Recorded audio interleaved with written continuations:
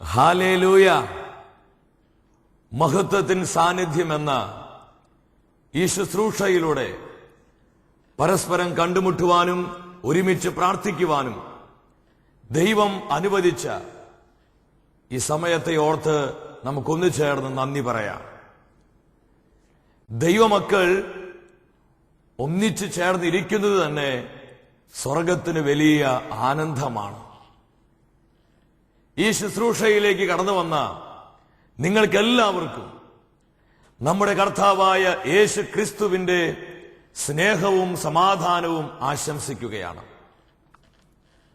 68-ാം സങ്കീർത്തനം 20-ാം തിരുവചനത്തിൽ ദൈവത്തിന്റെ വചനം ഇപ്രകാരം പ്രഖ്യാപിക്കുകയാണ്: നമ്മുടെ ദൈവം രക്ഷയുടെ ദൈവമാണ്. മരണത്തിൽ നിന്നുള്ള മോചനം ദൈവമായ കർത്താവാണ് നൽകുന്നത്. നമ്മൾ എത്ര പേര് ഈ വചനത്തിൽ വിശ്വസിക്കുന്നു?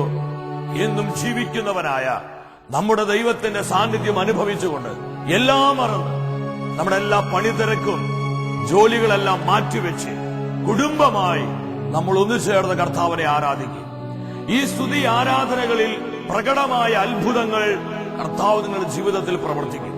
നമ്മുടെ ജീവിതത്തിലെ എല്ലാ സാഹചര്യങ്ങളിലേക്കും ഒരു പുത്തൻ അഭിഷേക കാറ്റായി പരിശുദ്ധാത്മാവ് ആഞ്ഞടിക്കാൻ പോവുകയാണ്. ഈ ഒരു ആഗ്രഹത്തോടെ കർത്താവിന്റെ സാന്നിധ്യം അനുഭവിച്ച് നമുക്കൊന്നു ചേർന്ന് പാടി ആരാധിക്കാം. വലിയ ഉല്ലാസത്തോടെ പരിശുദ്ധാത്മ നിറവിൽ ആർത്തുപാടുക. സിയോൻ യാത്രയതിൽ മനമേ ഭയമൊന്നും വേണ്ടിനിയും അഭിഷേകത്തോടെ ഹല്ലേലൂയ, ഹല്ലേലൂയ. മനമേ ഭയമൊന്നും വേണ്ടിനിയും അബ്രഹാമിൻ ദൈവം, ഇസഹാക്കിൻ ദൈവം, യാക്കോബിൻ ദൈവം കൂടെയുള്ളതാ. ബോധ്യത്തോടെ യാക്കോബിൻ ദൈവം കൂടെയുള്ളതാ. ഒന്നിനെ കുറിച്ചിനിയും എനിക്കാകുല ചിന്തയില്ല. ചേർന്ന് പാടിയേ. ഒന്നിനെ കുറിച്ച് ഒന്ന് പരസ്പരം പറഞ്ഞു പാടിയേ. എനിക്കാകുല ചിന്ത. എല്ലാവരും മുഖത്ത് നോക്കി പുഞ്ചിരിച്ചോണ്ട്.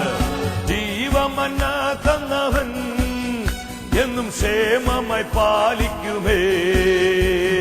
ജീവമന്ന തന്നവൻ എന്നും ക്ഷേമമായി കരങ്ങൾ ഉയർത്തിയടിച്ച്. അബ്രഹാമിൻ ദൈവം, ഇസഹാക്കിൻ ദൈവം, യാക്കോബിൻ ദൈവം കൂടെയുള്ളതാ. അബ്രഹാമിൻ ദൈവം, ഇസഹാക്കിൻ ദൈവം, യാക്കോബിൻ ദൈവം കൂടെയുള്ളതാ. ലോകത്തിൻ ദൃഷ്ടിയിൽ ഞാൻ ഒരു ഭോഷനായി തോന്നിയാലും ലോകത്തിൻ അത് വിഷയമല്ല. ദൈവത്തിന് അംഗീകാരം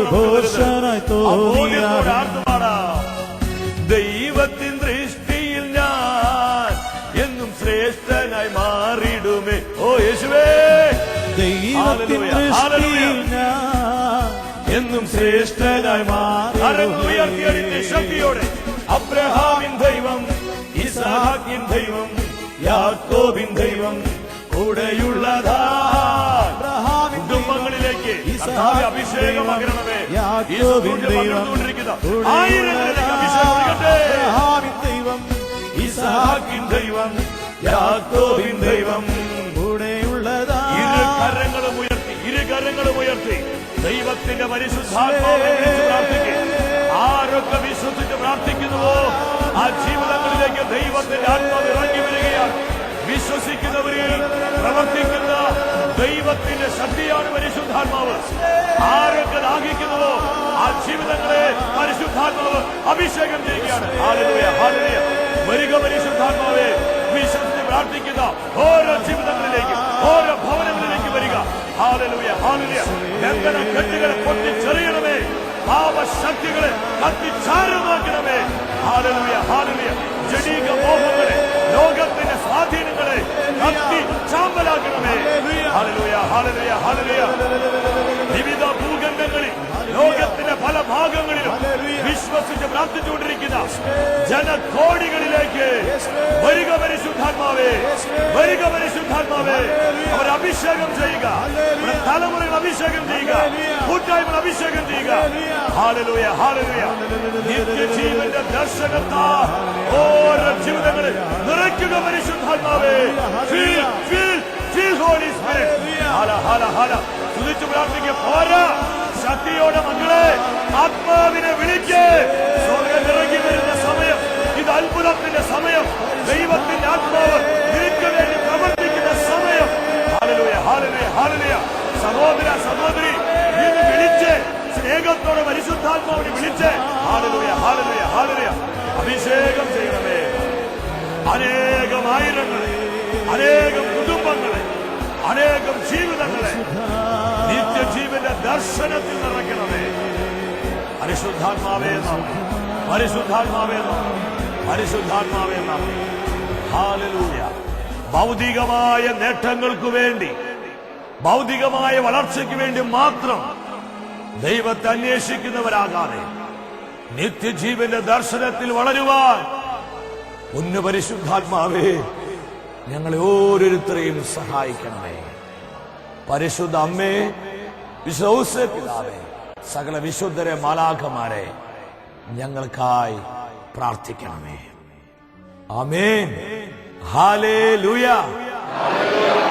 പ്രിയ ദൈവമക്കളെ, ഇന്നേ ദിവസം ദൈവവചനത്തിലൂടെ പരിശുദ്ധാത്മാവ് നമ്മുടെ ജീവിതങ്ങളിലേക്ക് പകർന്നു നൽകുന്നത് നിത്യജീവനായി അധ്വാനിക്കുക എന്നതിനെ കുറിച്ചാണ്.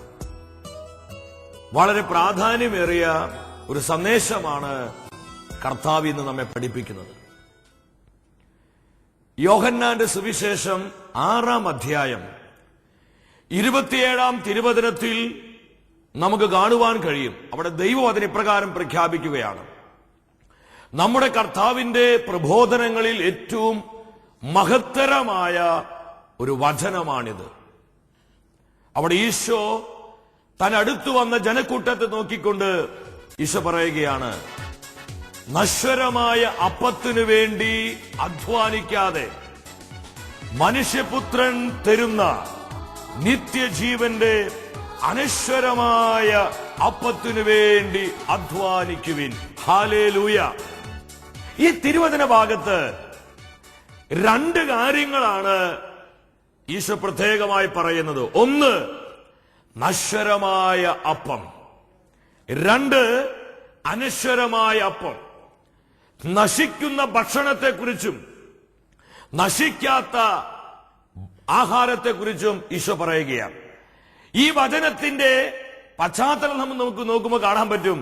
യോഹന്നാന്റെ സുവിശേഷം 6-ാം അധ്യായം 1 മുതൽ വാക്കുകൾ എടുത്ത് പഠിക്കുമ്പോൾ നമുക്ക് കാണാൻ പറ്റും. അവിടെ കർത്താവ് ആയിരങ്ങൾക്ക് അപ്പം വർദ്ധിപ്പിച്ചു കൊടുത്ത് അവിടെ വിശപ്പടക്കി അവരെ സംതൃപ്തരാക്കുന്ന തിരുവചന ഭാഗങ്ങൾ ഈ അധ്യായത്തിന്റെ ആദ്യ ഭാഗങ്ങളിൽ നമുക്ക് കാണുവാനായിട്ട് കഴിയും.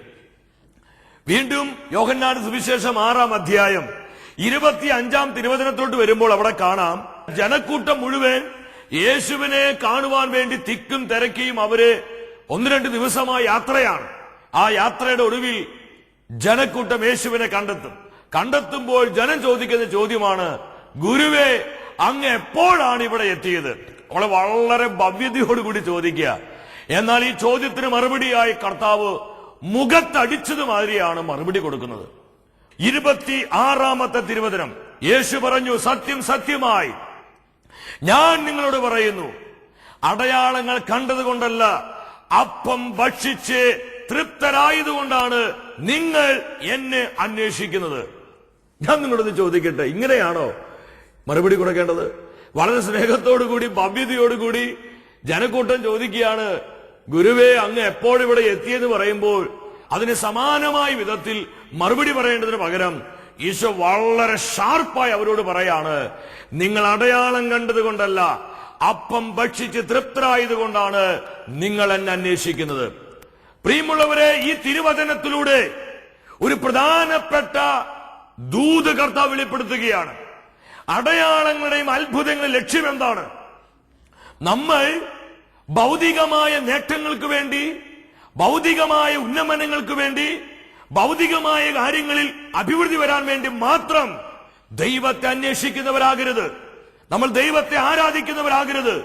അതിനായി മാത്രം ഒരു അത്ഭുതം നടക്കാൻ, ഒരു അടയാളം ഉണ്ടാകാൻ, ഒരു രോഗസൗഖ്യം കിട്ടാൻ, സാമ്പത്തിക വിഷയത്തിൽ ഒരു ഉന്നതി കിട്ടാൻ, ബിസിനസ്സിലെ കടബാധ്യത മാറാൻ, കുടുംബത്തിൽ സമാധാനം കിട്ടാൻ, ജോലിയിൽ പ്രമോഷൻ ഉണ്ടാകാൻ, ഇങ്ങനെയുള്ള കാര്യങ്ങൾക്ക് വേണ്ടി മാത്രം, അത് വളരെ ശ്രദ്ധിക്കണം, ഇതിനു വേണ്ടി മാത്രം നമ്മൾ കർത്താവിനെ അനുഗമിക്കുന്നവരാണോ, നമ്മൾ യേശുക്രിസ്തു വിശ്വസിക്കുന്നവരാണോ, എങ്കിൽ നമുക്ക് തെറ്റി. നമ്മുടെ ആധ്യാത്മികത വളരെ അപകടം നിറഞ്ഞ ഒരു അവസ്ഥയിലാണ്. ഞാൻ നിങ്ങളുടെ വളരെ സ്നേഹത്തോടു കൂടി പങ്കുവെക്കുക. അത്ഭുതങ്ങളുടെയും അടയാളങ്ങളുടെ ലക്ഷ്യം എന്താണ്? ഇതാണ് ഈശോ ഈ വചനത്തിലൂടെ തന്റെ അടുത്ത് വന്ന് ജനക്കൂട്ടത്തെ നോക്കി ഈ ലോകത്തോട് വിളിച്ചു പറയുന്നത്. മത്തായിയുടെ സുവിശേഷം 11-ാം അധ്യായം 20-ഉം 21-ഉം തിരുവചനങ്ങൾ എടുത്ത് പഠിക്കുമ്പോൾ കാണുവാൻ പറ്റും, യേശു താൻ ഏറ്റവും കൂടുതൽ അത്ഭുതങ്ങൾ പ്രവർത്തിച്ച നഗരങ്ങൾ മാനസാന്തരപ്പെടാഞ്ഞതിനാൽ അവയെ ശാസിക്കാൻ തുടങ്ങി. ഹല്ലേലൂയ. പ്രിയ ദൈവമക്കളെ, അത്ഭുതങ്ങളുടെയും അടയാളങ്ങളുടെയും രോഗസൗഖ്യങ്ങളുടെയും ലക്ഷ്യമെന്ന് പറയുന്നത് നമ്മുടെ ജീവിതത്തിന്റെ മാനസാന്തരമാണ്, നമ്മുടെ ആത്മാവിന്റെ രക്ഷയാണ്. മറ്റൊരർത്ഥത്തിൽ പറഞ്ഞാൽ നിത്യജീവനാണ്. ഹല്ലേലൂയ. വീണ്ടും ഈശോ പറഞ്ഞു, കൊറാസ് നിനക്ക് ദുരിതം, ബെത്സയിദ നിനക്ക് ദുരിതം. നിന്നിൽ നടന്ന അത്ഭുതങ്ങൾ ടയറിനിലും സീദോനിലും സംഭവിച്ചിരുന്നുവെങ്കിൽ അവ എത്ര പണ്ടേ ചാക്കെടുത്ത് ചാരം പൂശി അനുദ്ധവിക്കുമായിരുന്നു. ഇതാണ് ഈ ജനത്തോട് ഈശോ പറഞ്ഞത്. നിങ്ങൾ എന്റെ അടുത്ത് വന്നത് എന്നോടുള്ള സ്നേഹം കൊണ്ടല്ല, നിങ്ങൾക്ക് അപ്പം കിട്ടുവാനാണ്. അപ്പൊ ചിലർക്കൊരു ന്യായമായൊരു ചോദ്യം ഉള്ളിൽ ചിലപ്പോൾ വരാം, ഭൗതികമായ കാര്യങ്ങൾ കർത്താവ് തരികയില്ലേ? തരും, 100% കർത്താവ് തരും. ഭൗതികമായ കാര്യങ്ങളിൽ കർത്താവ് പ്രവർത്തിക്കും, ഭൗതികമായ നന്മകൾ ഈശോ തരും. ആണ് കർത്താവിന്റെ വചനം അത് പഠിപ്പിക്കുന്നുണ്ട്. ഫിലിപ്പി 4:6 പൗലോസ്ലീഹ ഫിലിപ്പി സഭയ്ക്ക് എഴുതിയ ലേഖനം 4:19 മത്തായിയുടെ സുവിശേഷം 6:33 എന്താണ് വചനം പഠിപ്പിക്കുന്നത്? ഭൗതികമായ കാര്യങ്ങളിൽ കർത്താവ് ഇടപെടും. പക്ഷേ ഇതെല്ലാം കർത്താവ് നൽകുന്നതിന്റെ ഏക ലക്ഷ്യം എന്ന് പറയുന്നത് നമ്മുടെ നിത്യജീവനാണ്. അതുകൊണ്ട് ദൈവമക്കളെ, ഭൗതികമായ നേട്ടങ്ങൾക്കും കാര്യങ്ങൾക്കും വേണ്ടി മാത്രം നമ്മൾ കർത്താവിനെ പിൻപറ്റുന്നവരായി മാറരുത്. ഒരു 10 കൊല്ലത്തെ, ഒരു 20 കൊല്ലത്തെ, ഒരു 50 കൊല്ലത്തെ ഒരു പ്രൊജക്ടിന് വേണ്ടിയാണോ നമ്മൾ കർത്താവിനെ സ്നേഹിക്കുന്നത്? അതിനുവേണ്ടി മാത്രമാണോ നമ്മൾ ശുശ്രൂഷകളിൽ പങ്കെടുക്കുന്നത്, ധ്യാനങ്ങളിൽ സംവദിക്കുന്നത്, ഇതുപോലുള്ള ആത്മീയ കൂട്ടായ്മകളിലേക്ക് കടന്നു വരുന്നത്? അങ്ങനെയാണെങ്കിൽ നമുക്ക് തെറ്റുപറ്റി. അതുകൊണ്ട് ഈശോ പറഞ്ഞത്, നിങ്ങൾ നശ്വരമായ അപ്പത്തിന് വേണ്ടി മാത്രം അധ്വാനിക്കാതെ നശിക്കാത്ത അനശ്വരമായ നിത്യജീവന് വേണ്ടി അധ്വാനിക്കുവിൻ. ഞാൻ നിങ്ങളോട് ചോദിക്കട്ടെ, എന്തിനാണ് കർത്താവായ യേശുക്രിസ്തു ലോകത്തിലേക്ക് വന്നത്? കുറെ അത്ഭുതങ്ങളും അടയാളങ്ങളും മാത്രം കാണിച്ചു പോകാനല്ല. യേശുക്രിസ്തു ലോകത്തിലേക്ക് വന്നത് നിത്യജീവൻ നൽകുവാനാണ്.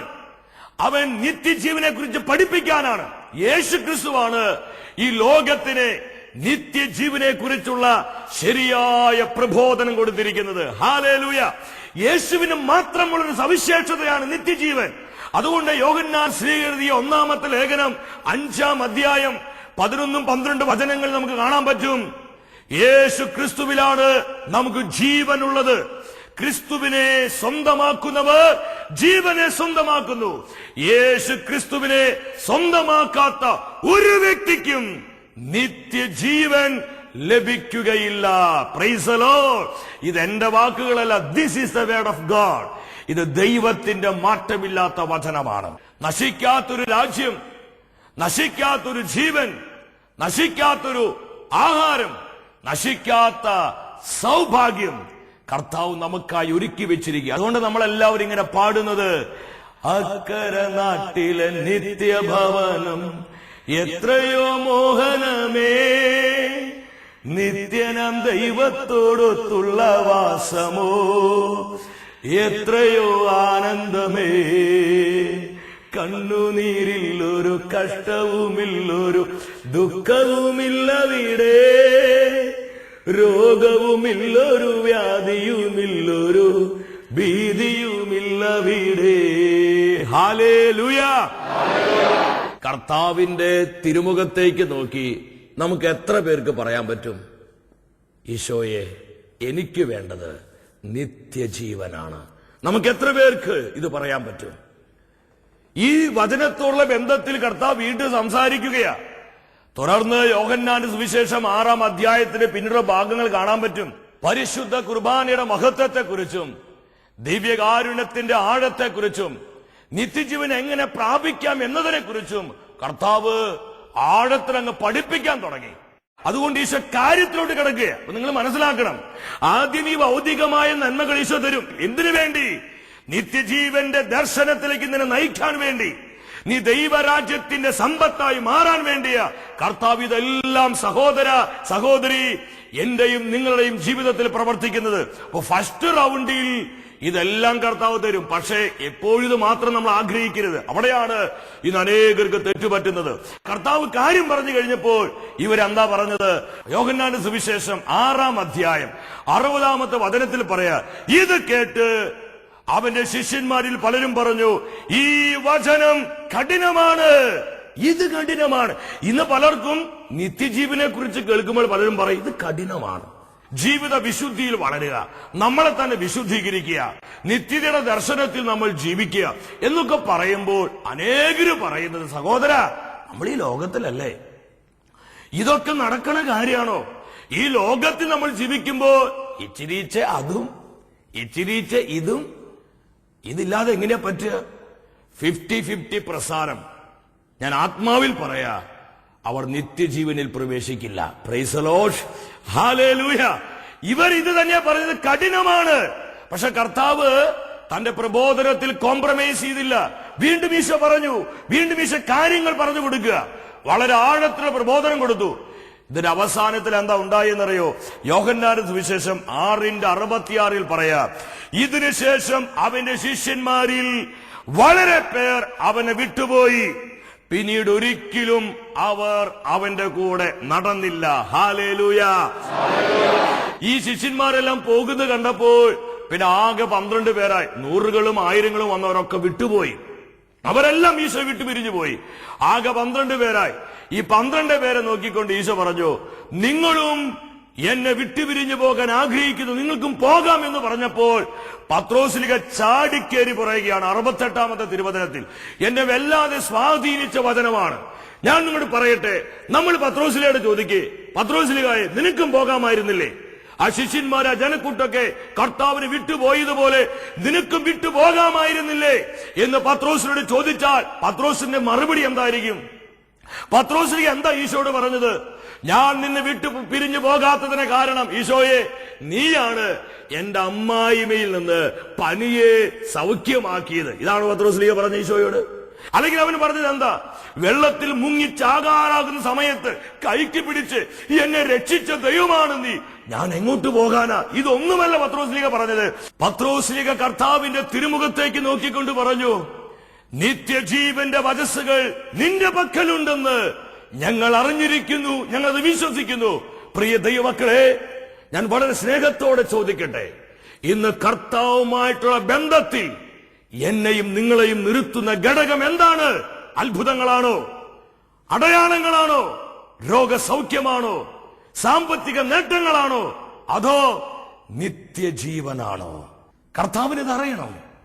പ്രിയമുള്ളവരെ, പൗലോസ് ശ്ലീഹായിലൂടെ ദൈവം വെളിപ്പെടുത്തിയ ഒരു തിരുവചന ഭാഗം കൂടി നമുക്ക് കേൾക്കാം. ഫിലിപ്പി സഭയ്ക്ക് എഴുതിയ ലേഖനം 3-ാം അധ്യായം 4 മുതൽ 11 വരെയുള്ള തിരുവചനങ്ങൾ എടുത്ത് പഠിക്കുമ്പോൾ അവിടെ നമുക്ക് കാണാൻ പറ്റും, പൗലോസ് ശ്ലീഹായ്ക്ക് ലോകത്തിന് മുൻപിൽ അഭിമാനിക്കാൻ ഒരുപാട് കാര്യങ്ങൾ ഉണ്ടായിരുന്നു. ലോകം അവന് സമ്മാനിച്ച ഒരുപാട് നേട്ടങ്ങൾ പൗലോസ് ശ്ലീഹയ്ക്ക് ഉണ്ടായിരുന്നു.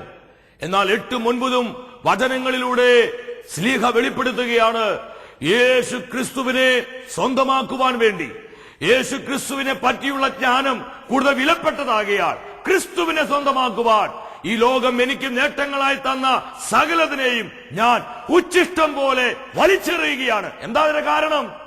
11-ാം വചനത്തിൽ ഇതിന്റെ രഹസ്യം പൗലോസിലേക്ക് വെളിപ്പെടുത്തുകയാണ്. ആ വചനം ഇപ്രകാരമാണ്, കാരണം മരിച്ചവരിൽ നിന്നുള്ള ഉയർപ്പ് പ്രാപിക്കാമെന്ന് ഞാൻ പ്രതീക്ഷിക്കുന്നു. ഹല്ലേലൂയ. നിത്യജീവനെ കുറിച്ചുള്ള ദർശനമായിരുന്നു, നിത്യജീവനെ കുറിച്ചുള്ള കാഴ്ചപ്പാടായിരുന്നു. ഈ ലോകത്തിന്റെ നേട്ടങ്ങളും ഈ ലോകത്തിന്റെ ഉന്നതികളും ഈ ലോകം നൽകിയ സകലതും യേശു ക്രിസ്തുവിനോടുള്ള സ്നേഹത്തെ പ്രതി വലിച്ചെറിയാൻ പൗലോസ്ലീഹായെ ശക്തനാക്കിയതും പൗലോസ്ലീഹായെ അതിനുവേണ്ടി പ്രേരിപ്പിച്ചതും. പ്രിയ ദൈവമക്കളെ, ഞാനൊരു കാര്യം ആത്മാവിൽ പറയട്ടെ. ഈ ലോകത്തിൽ നമ്മൾ സ്വപ്നം കണ്ട പലതും അത് ലഭിച്ചിരുന്നെങ്കിൽ, അതൊന്ന് കിട്ടിയിരുന്നുവെങ്കിൽ എന്തുമാത്രം നന്നാകുമായിരുന്നു എന്നൊക്കെ ചിന്തിച്ച് ഈ ലോകത്തിൽ സ്വപ്നം കണ്ട അനേകം കാര്യങ്ങൾ അത് വേസ്റ്റായി, അതൊരു ചപ്പും ചവറുമായി എനിക്കും നിങ്ങൾക്കും തോന്നുന്ന ഒരു ദിവസമുണ്ട്. ആ ദിവസം ഏതാണെന്നറിയോ?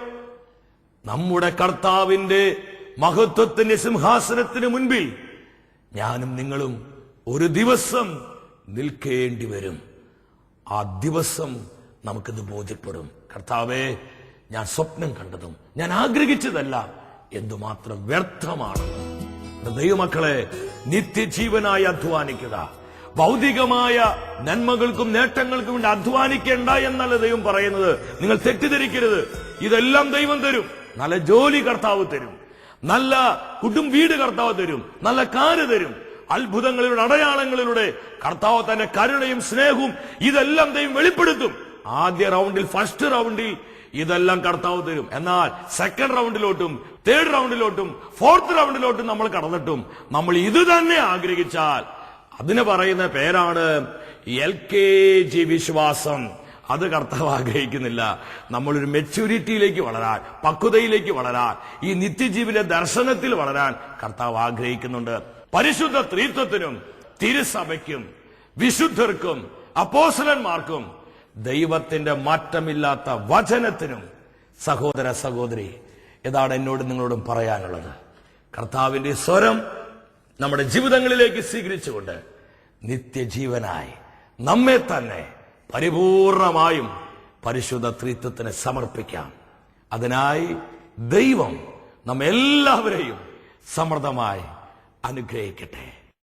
നിത്യസ്നേഹത്താൽ എന്നെ സ്നേഹിച്ചു, നിത്യസ്നേഹത്താൽ എന്നെ സ്നേഹിച്ചു.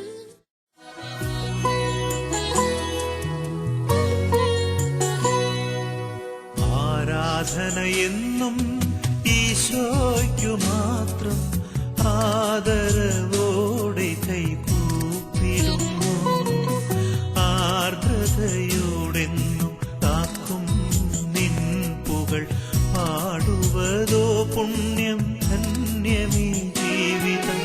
ആത്മനാഥാനിരക്കാരാധന, ആത്മജരേകിടും ആരാധന. പരിശുദ്ധരിൽ പരിശുദ്ധനായ ദൈവം ദിവ്യകാരുണ്യമായി നമ്മുടെ മധ്യേ കടന്നു വന്നിരിക്കുകയാണ്. ഈ തിരുവോസിയിൽ എഴുന്നള്ളി വന്നിരിക്കുന്നത് നമ്മുടെ നിത്യജീവനായ കർത്താവായ യേശു തന്നെയാണ്. ജീവിക്കുന്ന ദൈവത്തിന്റെ സാന്നിധ്യം ഈ ദിവ്യകാരുണ്യത്തിൽ അനുഭവിച്ചുകൊണ്ട് ദൈവമക്കളെ വലിയ വിശ്വാസത്തോടെ പ്രാർത്ഥിക്കുക. നമ്മൾ ഓരോരുത്തരും നിത്യജീവനായി വിളിക്കപ്പെട്ടവരാണ്. നമ്മൾ നിത്യതയ്ക്കായി സൃഷ്ടിക്കപ്പെട്ടവരാണ്. ഹല്ലേലൂയ.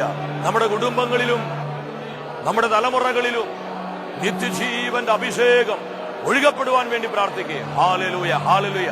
അതിന് വിരുദ്ധമായി നമ്മൾ ആധിപത്യം പുലർത്തുന്ന എല്ലാ ജഡീക ആസക്തികളും, എല്ലാ വിധത്തിലുള്ള അശുദ്ധിയുടെ ദുഷിപ്പുകളും കത്തിച്ചാരമായി പോകുവാൻ ഈശോയെ വിളിക്ക്, ആഗ്രഹിച്ചു പ്രാർത്ഥിക്കുക.